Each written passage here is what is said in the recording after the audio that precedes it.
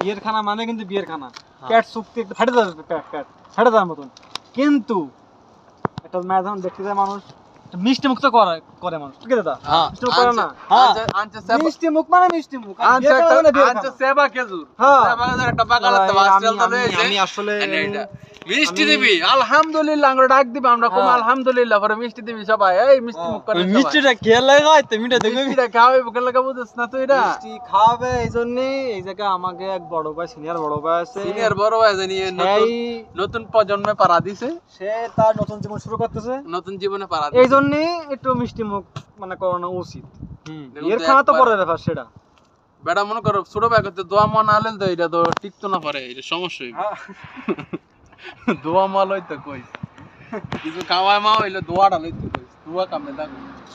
এই যে আমি দোয়া করি দেখি তোরা ডিঙ্গেল মিঙ্গেল দিতে বাস নাইলে ডিঙ্গেল বেরা মরে গেলি।